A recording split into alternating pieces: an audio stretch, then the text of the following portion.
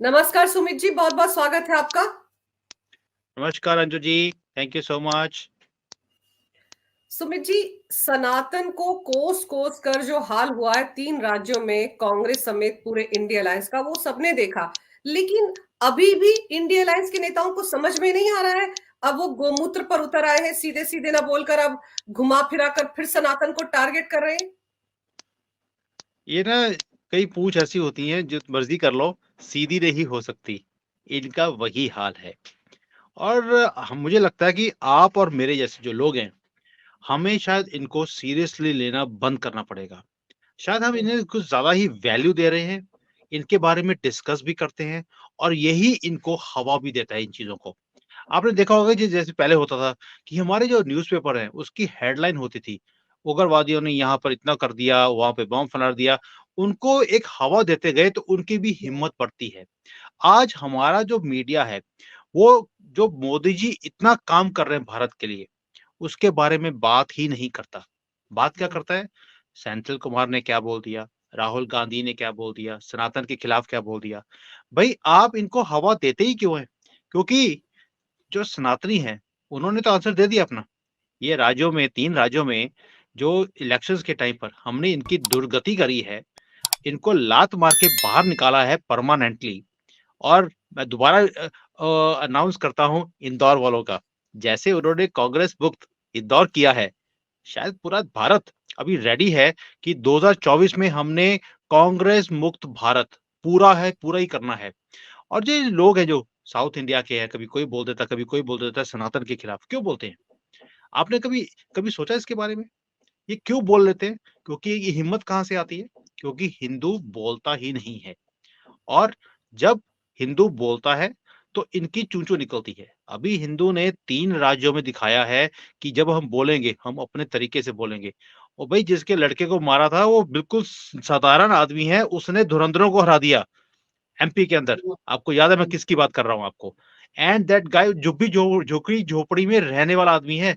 ये सनातन की पावर है। जब अपनी आई पे आता है हम बड़े-बड़ों को मिट्टी जो धूल है वो चखाते हैं। अब इनको भी वही इनके साथ होने वाला है और मैं तो ऑलरेडी इस मुहिम में लग गया हूँ।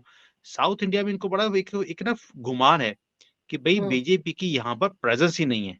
और हुँ, इसीलिए ये ऐसी गौमूत्र और ये चीज़ें जो बोलते हैं, सिर्फ़ इसलिए कि इनको लगता है कि यहाँ पर बीजेपी अपने पैर जमा नहीं सकती।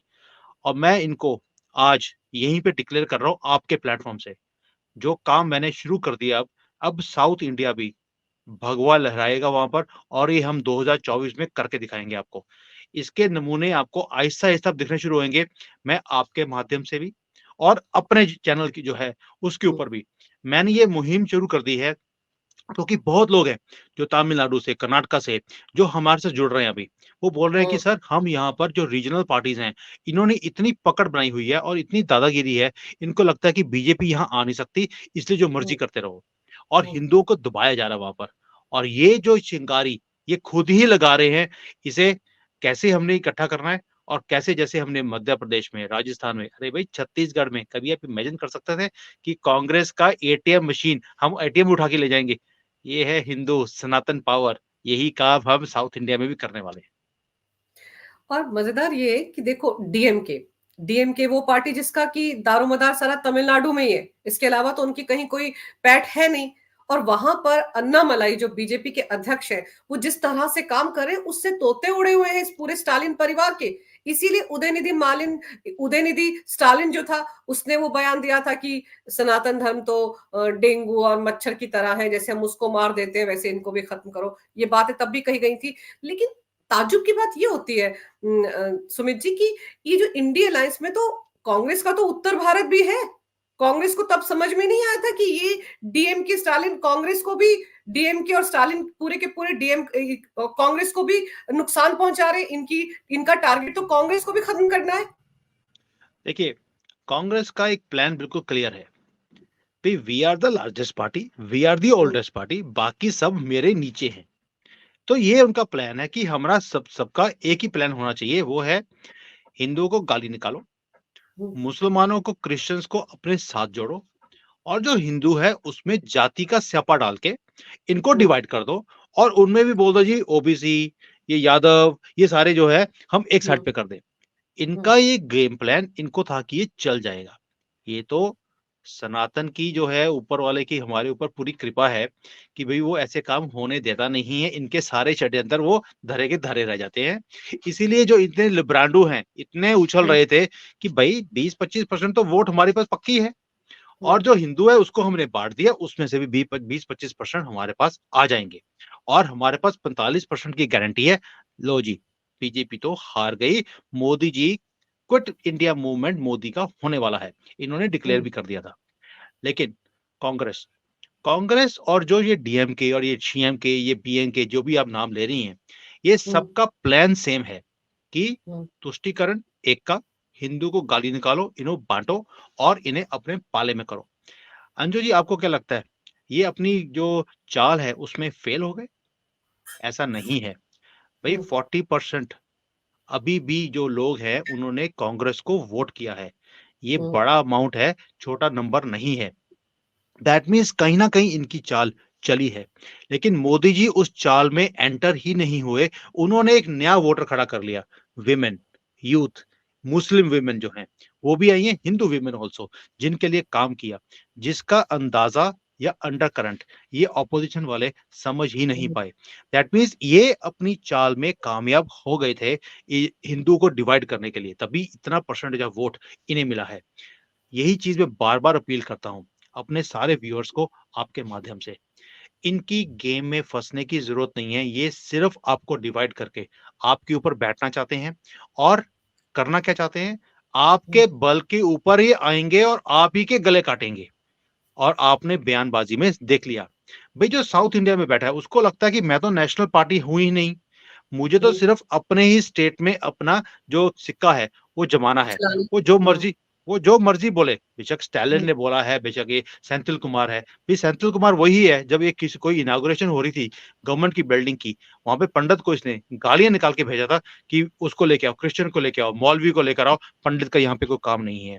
इनकी हुँ, इतनी खुंदक है इनको हिंदुओं के साथ, ये खुद क्या है? ये अपने आप को बोलते हैं कि हम तो जी हिंदू नहीं हैं और ये यही इनकी इनकी प्रॉब्लम है। जब आप अपने रूट से जुड़े नहीं होते, आप अपनी आइडेंटिटी क्राइसिस में रहते हैं। जैसे राहुल गांधी, शुरू से ही आइडेंटिटी क्राइसिस है, मैं कहाँ से आया, मैं किसका, कभी वो मैकेनिक बन जाता है, कभी ट्रक ड्राइवर बन जाता है, उसको लगता है हो सकता है मैं यहाँ से कहीं से आया हूँगा। यही प्रॉब्लम पाकिस्तान की भी है। वो बोलते हैं जी हुँ, हम मुगली, हम तुर्की, हुँ, हम ये हुँ, मगी वो कभी भी ये नहीं बोलेंगे हम भारतीय।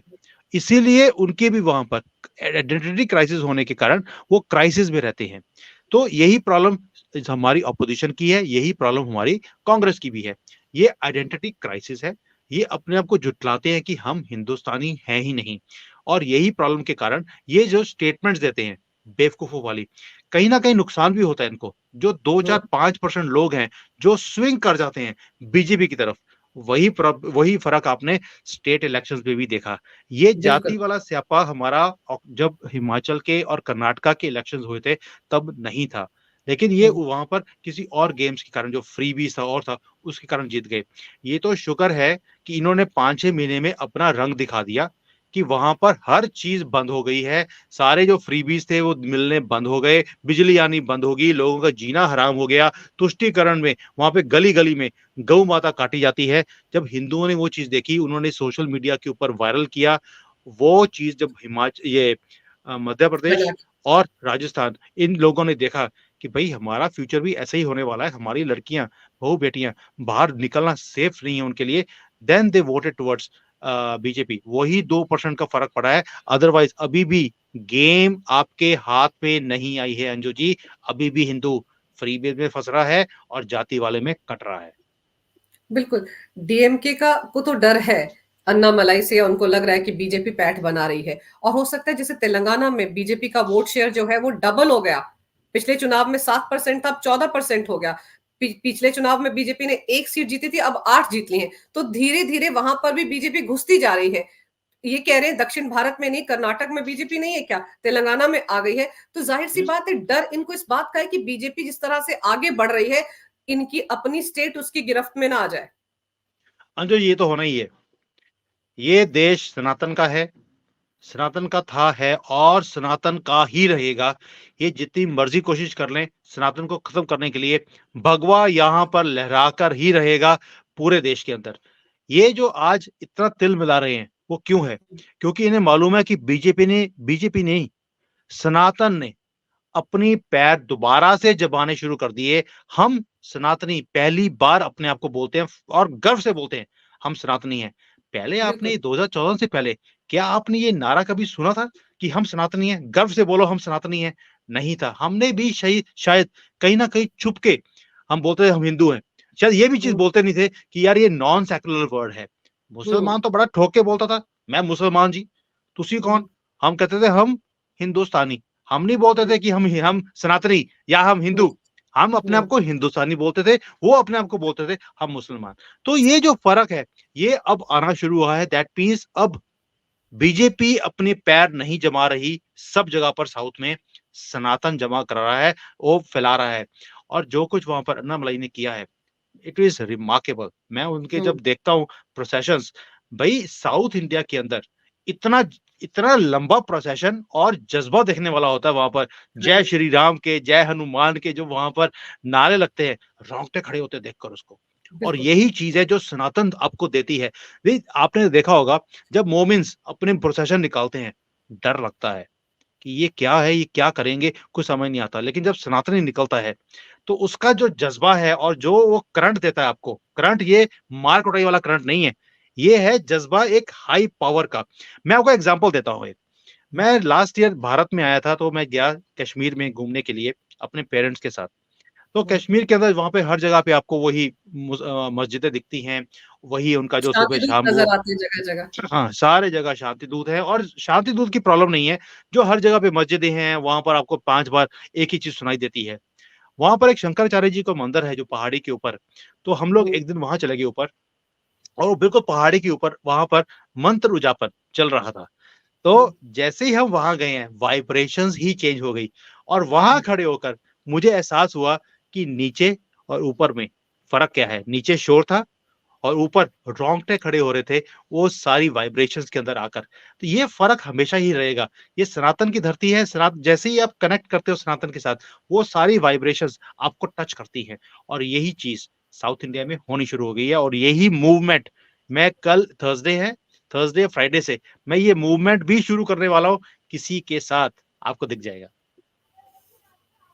बिल्कुल, आप सही कह रहे हैं कि ये जो मूवमेंट है, ये आगे बढ़ रही है, साउथ की तरफ जा रही है सनातनियों की और उसी से शायद शायद डर लग रहा है।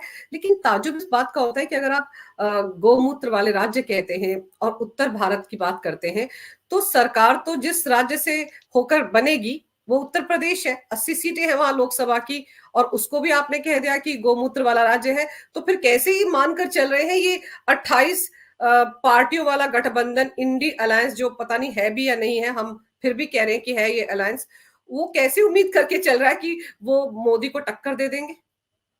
देखिए, पहली बात ये है कि हमने जैसे पहले बात किया, इनको लगता है कि हमने आधी जो ये तुष्टीकरण के चक्कर में एक पर्टिकुलर जो परसेंटेज ऑफ द पॉपुलेशन है, उसको तो हमने अपने पाले में कर लिया और दूसरों को हम काट के अपने पाले में कर लेंगे, हम जीत जाएँगे। इनको हुँ, ऐसा लगता था, लेकिन शायद ये भ्रम जो इनके अंदर था, वो टूट गया होगा अभी तक तो। लेकिन कई लोग हैं जैसे मोदी जी ने एक बार पार्लियामेंट में कहा था कि कुछ लोगों की उम्र बढ़ जाती है, लेकिन अकल देर से आती है। वही हाल पूरे ऑपोज़िशन का भी है, उम्र बढ़ गई है, दाढ़ी काली से सफ़ेद हो गई है, लेकिन अकल आने का नाम ही नहीं है। मैंने कल भी वीडियो डाला है इसके ऊपर कि मुझे लगता है कि जो ये जिनको अकल नहीं आ रही 50-50 साल की उम्र में, इनकी शादी भी हो नहीं रही। इनकी तो मुझे लगता है कि बैंकॉक में जाके शादी करा देनी चाहिए, यहाँ पे तो इनकी शादी होने वाली नहीं है। तो ये जो चक्कर है इनका कि ये जो अपनी पॉलिसी लेके चल रहे हैं, ये अभी भी उसी पॉलिसी के ऊपर खड़े हैं कि अब हम 6 महीने के अंदर हिंदुओं को इतना बेवकूफ़ बनाएँगे, मोदी के खिलाफ खड़ा करेंगे और आपने सोशल मीडिया हैंडल देखा होगा पिछले 3 दिनों से, मैं पूरा ऑब्ज़र्व करता हूँ बिकॉज़ मैं रहता हूँ चाइना में। चाइना में कैसे नैरेटिव्स बनाए जाते हैं और फैलाए जाते हैं, मैं वही चीज़ हुँ, देखता हूँ कि वो पैटर्न मैं इंडिया में देख रहा हूँ। भारत के अंदर अभी जितना भी आप सोशल मीडिया देखती हैं, उसमें आपको देखने को मिलेगा कि मोदी जी हिंदू विरोधी हैं और मुस्लिम तुष्टीकरण में जुट गए हैं। आप हाँ, देखोगे 3-4 दिनों से आपको ये ट्रेंड दिखता है। क्यों? क्योंकि हिंदुओं के दिमाग में ये भ्रम डालना कि भई हम ही नहीं है, मोदी भी वही काम कर रहा है, ये एंटी हिंदू है। ताकि उनमें से कुछ लोग दूसरी तरफ जाना शुरू करेंगे। और मेरे जो यहाँ पर वीडियोज़ होती हैं, उसके नीचे कमेंट्स में जब पढ़ता हूँ, उसमें कई लोग बोलते भी हैं कि सर अब तो मोदी जी भी वही काम करने लग गए, हुँ। जो वो जो अपोज़िशन वो करती ना थी। वो ये लिखते हैं कि तुष्टिकरण के साथ-साथ संतुष्टिकरण भी हो रहा है। ये टर्म हाँ, यूज़ करते हैं। यस, दैट मीन्स कहीं न कहीं वो जो उनका पैंतरा था, वो टच कर रहा है और ये चीज़ और इंटेंसिटी से आपको इंक्रीज़ होती हुई दिखेगी। जैसे-जैसे इंक्रीज़ होगा तो जो 1 आधे परसेंट का ही फ़र्क है, वो इधर चला गया तो गेम इधर आ हुँ, जाएगी, जो दूसरी हुँ, तरफ चला गया तो गेम हाथ से निकल जाएगी। एंड में आज आप बड़े खुश हो रहे हैं कि भई 3 राज्यों में हमारी सरकार आ गई, लेकिन परसेंटेज 1 या 2% का फ़र्क है सिर्फ़। अगर वो स्विंग हो जाती जैसे हिमाचल में था, आधे परसेंट से बीजेपी हारी है, आधा परसेंट हुँ, इधर आ जाता, तो जो जीता वही सिकंदर, तो हम बोलते ये बीजेपी की तो रणनीति बड़ी अच्छी है। आज कांग्रेस हार गई तो हम कहते हैं ये बेवकूफ़ है, इनको अकल नहीं आ रही। अकल नहीं आ रही वाला बात हम जो सोच रहे हैं, ये अपने प्रोग्राम के अंदर बिल्कुल फिट है कि हमने यही काम करना है और अब भ्रमित करने के लिए आपको क्या लगता है ये जो राहुल गांधी 4 कंट्रीज़ की यात्रा पे जा रहा है, कम्युनिस्ट हुँ, पार्टी के लोगों को मिल रहा है वहाँ पर और वहाँ पे होगा क्या? वहाँ पर यही स्ट्रैटेजीज़ बनाई जाएँगी कि लोगों को बेवकूफ़ कैसे बनाना है। भई कम्युनिस्ट से ज़्यादा बेटर कोई जानता नहीं है कि किसी को बेवकूफ़ कैसे बनाना है, उनके दिमाग को आपने खराब कैसे करना है, उल्टा कैसे करना है। ये जो हुँ, हुँ, लोग सारे आज मोदी, मोदी कर रहे हैं, एक न्यूज़ गलत आएगी, कोई भी जो भी सच है, झूठ है, उसके ऊपर किसी को विश्वास नहीं होगा। लेकिन वो एक न्यूज़ से सारा माइंड चेंज हो जाता है। भई मैं आपसे सिंपल क्वेश्चन मैंने पहले भी पूछा था। ये जो 41 हमारे श्रमिक फँस गए थे, अगर हुँ, कहीं उनमें से 1-2 मर जाते, क्या उसका इलेक्शंस के ऊपर फ़र्क नहीं पड़ता? हाँ, भई उसमें मोदी जी का कसूर क्या था? एक कंस्ट्रक्शन हो रही है, एक वहाँ से पहाड़ी नीचे गिर गई है, ये हादसा हुँ, कहीं भी हो सकता है। लेकिन बिल्कुल। उनके 1-2 के मरने पर इन्होंने इतना विलाप करना था ऑपोज़िशन ने, देखिए जी, ये पनौती है, जहाँ पे भी हाथ डालता है, वहाँ पे कोलैप्स चीज़ें होनी शुरू होती हैं, मोदी को हटाना ज़रूरी है और हुँ, हमें लेके आना सबसे इम्पोर्टेंट है। तो ये अगर इतनी छोटी-सी न्यूज़ पर आप एक प्रधानमंत्री को चेंज करने की बातें बोलते हो, इसका मतलब हमारे जो लोग हैं वो इतने मैच्योर नहीं हैं। ये नैरेटिव्स में फँस जाते हैं और इसी बात के लिए मुझे डर भी लगता है कि जो ऑपोज़िशन पार्टीज़ हैं, स्पेशली राहुल गांधी बार-बार बोलता है मैं एक ऐसा कार्ड लेके आऊँगा, मोदी उससे बाहर निकल ही नहीं सकता। भई अब तक तो जितने कार्ड लेके आए खराब हो गए। अदानी हुँ, क्लीन चिट मिल गई है, उसका स्टॉक 10 लाख करोड़ रुपए या कितना $10 बिलियन की उसकी वैल्यू बढ़ गई है। हुँ, क्लीन चिट है। अमेरिका की तरफ से भी हाइडेनबर्ग वाली रिपोर्ट गलत निकली, वो भी निकलेगा। कहीं न कहीं राहुल गांधी ने ही बनवाई होगी वो वाली रिपोर्ट और उसके बाद उसे फँसाने के लिए और मोदी जी का नाम खराब करने के लिए। तो ये ऐसी टूल किट्स हैं जहाँ पर लोग फँसते हैं। आज भी लोग बोलते हैं कि जी अदानी से तो मोदी पैसे कमा रहा है, हुँ, अदानी को तो खड़ा करने वाला मोदी है। तो ये चीज़ दैट मीन्स कहीं न कहीं घर कर गई है वो चीज़ें। अब बाद में 2 साल के बाद उसकी अगर रेक्टिफिकेशन आ भी गई है, लेकिन तो डैमेज क्या होगा? ऑलरेडी हो चुका है। वो हो बिल्कुल। चुका है। तो उसी डैमेज के कारण आप कर्नाटका हार गए, आप हिमाचल हार गए। लेकिन उसके जो रिवर्सल है it is taking long time. So 24 पे भी लोगों को थोड़ा-सा सतर्क रहना पड़ेगा। ये अपनी चाल नहीं छोड़ने वाले। ये हमें बाँटने के लिए, हमें काटने के लिए सब षड्यंत्र रचेंगे और फेक न्यूज़ का पूरा सहारा लेंगे कि जी मोदी जी डीप ने भी डीप फेक तुष्टिकरण। न्यूज़ जो डीप फेक न्यूज़ है आपको याद होगा पीएम मोदी ने भी अपनी एक रैली में इस तरफ इशारा किया था कि मैं गड़बा यस। करता दिख रहा हूँ और वो वीडियो जब मैंने भी देखा था तो मुझे लगा ये कैसे हो सकता है? फिर लगा कि अच्छा वही तो कर रहे हैं। तो हुँ। ये सारी कांड भी तो किए जा सकते हैं ना डीप फेक इसका आर्टिफिशियल इंटेलिजेंस इसका इस्तेमाल किया जा सकता है ना? इसी की तरफ वो अंजू जी। आगाह कर रहे थे और मैंने ये भी सुना है कि बहुत जल्द इस पर कानून लेकर आने वाली है मोदी सरकार। यस, इस पर यस। क्योंकि बट इसको अंजू जी रोकना बहुत ज़रूरी है। अ, मैंने एक इसके ऊपर बड़ी एक अध्ययन किया। आप मोदी जी का थोड़ा-सा रुख देखिए, पिछले हुँ, 3-4 जो दिन हैं, जब से इन्होंने इलेक्शन जीते हैं, हमेशा वो रैली करते हैं। जब ये इलेक्शन जीतते हैं, उसके बाद रैली करते हैं, स्पीच देते हैं। इस बार भी मोदी जी ने स्पीच दी। हमेशा बड़े खुश होते हैं जब ये इलेक्शन जीतने के बाद। इस बार इतनी बड़ी जीत है, लेकिन उसके उनके चेहरे के ऊपर हँसी नहीं है। बहुत सीरियस हैं और उन्होंने लोगों को बताया भी है कि भई संभल जाओ, काम करना शुरू करो। आपको हुँ, ये भी पता नहीं है कि कौन-सा खतरा आपके सर के ऊपर मंडरा रहा है। That means Modi ji can see something happening in the next few months और लोग खुशियां मना रहे हैं, मोदी जी चिंता में हैं कि मुझे उस प्रॉब्लम जो आने वाली है उसमें से बचना कैसे है। ये नहीं कह रहा हूं कि उनको ये लगता है कि 24 के इलेक्शन वो हार जाएंगे, ऐसा बिल्कुल भी नहीं है। लेकिन हुँ, जो षड्यंत्र हमारी कम्युनिटी, हमारे धर्म, हमारे देश के खिलाफ जो ये करने वाले हैं, that is going to be very dangerous, क्योंकि अब ये घायल शेर है। ये इंटेंसिटी इतनी बढ़ा देंगे कि लोग उसमें फंसने की पूरी उम्मीद है, और मोदी जी बार बार उसके बारे में इंस्ट्रक्शंस दे रहे हैं, आपको जागरूक करने की कोशिश कर रहे हैं कि आपको काटा जा रहा है, आपको बांटा जा रहा है, और आपका दिमाग खराब किया जा रहा है फेक न्यूज के साथ। प्लीज इससे बचिए। मैं बार बार लोगों को इसलिए बार बार रिपीट कर रहा हूँ इसको, ताकि इनके घर में यहाँ पर जो जल्दी से चीजें बैठती नहीं है हुँ। वो घर कर जाए, कि we have to open our eyes, हमें अपनी आंखें खोलनी पड़ेंगी। ये षड्यंत्र हैं जो अब हमारी कम्युनिटी के खिलाफ किए जा रहे हैं। बिल्कुल, सोशल मीडिया के जितने फ़ायदे हैं सुमित जी, उतने नुकसान भी तो है ना। हुँ, खबर कैसे वायरल होती है और लोगों को ये ध्यान रखना होगा कि जो खबर वायरल हो रही है या आपको दिखाई जा रही है सोशल मीडिया पर, एक ट्रेंड चलाया जा रहा है, एक नैरेटिव सेट करने की कोशिश हो रही है कि बीजेपी ये कर रही है, पीएम मोदी ये करने जा रहे हैं, उस पर अपने दिमाग लगाने की ज़रूरत है। हर दिखने वाली चीज़ पर भरोसा नहीं करना है, ये मानकर चलिए। क्योंकि ये जो डीप फेक मैं बात कर रही हूँ ना, उसकी उसमें कहीं न कहीं कुछ ना कुछ मेजर खेल खेला जा सकता है। क्योंकि 1 यस, सेकंड में नैरेटिव चेंज होता है, 1 सेकंड में आप किसी को कुछ दिखा दो, तो आजकल तो हर किसी को आप किसी को भी इस्तेमाल कर सकते हैं ना। मतलब ये जो टेक्नोलॉजी इसमें तो ये भी है कि आपकी शक्ल भी वही है, आपकी आवाज़ भी वही है। यस। अंजू जी, एक क्वेश्चन पूछते हैं लोगों से, जो भी हुँ, सुन रहे हैं इस वक़्त, आप मुझे वो शब्द बताइए जो कांग्रेस ने और अपोजिशन ने इलेक्शंस, जो स्टेट के इलेक्शंस है उससे पहले यूज़ किया, बार-बार यूज़ किया, अपनी हर रैली में यूज़ किया। और वो शब्द क्या मोदी जी को सूट करता है या इन्हें ही सूट करता है? जो शब्द इन्होंने यूज़ किया था, अब कमेंट्स में डालना ज़रूर कि वो शब्द क्या था और ये किसको सूट करता है? क्या मोदी को करता है या राहुल को करता है या ऑपोजिशन वाले जितने चोर हैं, इन्हें करता है? ये अंजू जी, हुँ, प्रॉब्लम क्या है? जैसे ही इलेक्शंस खत्म हुए, वो शब्द भी खत्म हो गया।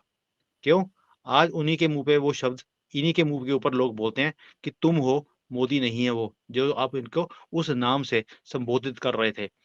हुँ, ये आपने पहले देखा 2019 में राफेल, उसके बाद हुँ, आपने देखा अदानी, दोनों हुँ, फेल हो गए। अब इन्होंने शुरू कर दिया था पनौती, मैंने खुद ही बोल दिया अभी, क्योंकि अब लोगों के कमेंट्स आ चुके होंगे कि पनौती, अब पनौती वर्ड भी खत्म हो गया। अब इसके बाद मुस्लिम नया वर्ड होगा। तुष्टीकरण, नया वर्ड तो हुँ, आएगा ही आएगा। साथ में ये शुरू कर दिया कि जी सबका साथ, सबका विकास तो था, अब इन्होंने हिंदुओं के बारे में सोचना बंद कर दिया। अब ये मुस्लिम तुष्टीकरण में शुरू हो गए हैं, ताकि हिंदुओं को लगे यार हमारी सरकार ही हमारे अगेंस्ट हो रही है, सिर्फ इसलिए कि इलेक्शन जीतने हैं, इनके इनसे भी पीछे छुड़ाओ।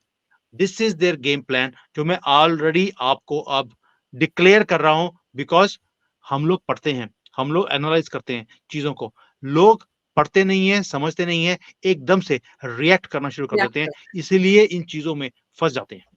हुँ। लेकिन सोशल मीडिया जैसे हमने पहले भी इस बारे में बात किया था इस नैरेटिव के बारे में जिसके हम अब ज़िक्र करें अपने दर्शकों के साथ। ये टॉपिक बहुत दिन से हम सोच रहे थे कि इस पर बात करें।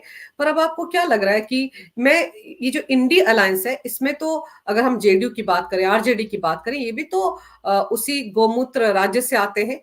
बिहार कौन-सा डिफरेंट है? तो क्या अब इस बार पहली बार ऐसा हुआ है कि डीएमके के एमपी जो सेंथिल कुमार है, इनके खिलाफ कांग्रेस के भी कुछ लोग बोले हैं और बाकी लोगों ने भी कहा है कि माफी मांगो, माफी मांगो। तो यानी कि इस बार वो संभल गए हैं। उनको लग रहा है कि डीएमके अपने घर को तो बचा रही है, हमारे घरों में आग लगा रही है। अंजू जी, ये बेवकूफ बनाने का सिस्टम है। अंदर पीछे पर्दे के पीछे बैठकर तो ये हंसते हैं, इकट्ठे बैठ हुँ, के दारू भी पी रहे होंगे, और ये भी बोल रहे होंगे आपने बड़ा अच्छा बोला। लेकिन पर्दे के ऊपर दिखाने के लिए कि भई आपने गलत किया, हम तो 24 के इलेक्शन इसके कारण हार जाएँगे, क्योंकि अभी हुँ, इलेक्शन सिर्फ़ 5-6 महीने दूर हैं। अगर ये इलेक्शन 2 साल, 3 साल बाद में होते, ये तो किसी नहीं का भी रिएक्शन नहीं आना था। यही बातें हैं जिसके लिए लोग फँस जाते हैं कि देखिए, कांग्रेस भी अब बोल रही है कि भई ये तो बड़ा गलत बोला इन्होंने, हुँ, पहले क्यों नहीं बोला?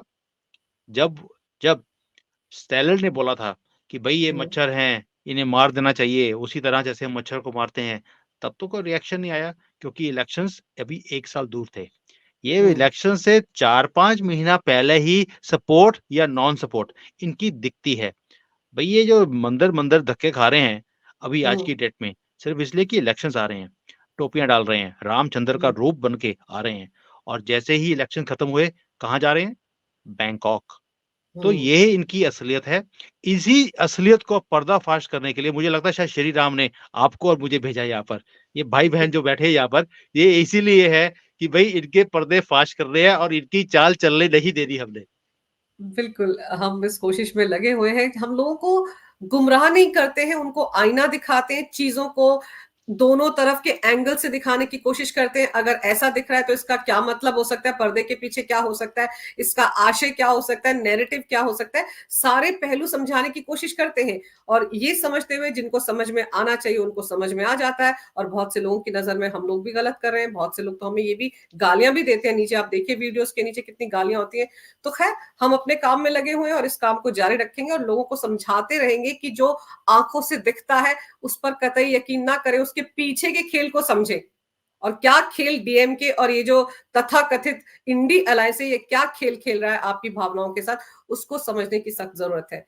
सुमित जी, आपने इस खबर के तमाम पहलू जिस तरह से, जिस सरल तरीके से मेरे दर्शकों को समझाए हैं, उसके लिए आपका बहुत बहुत धन्यवाद।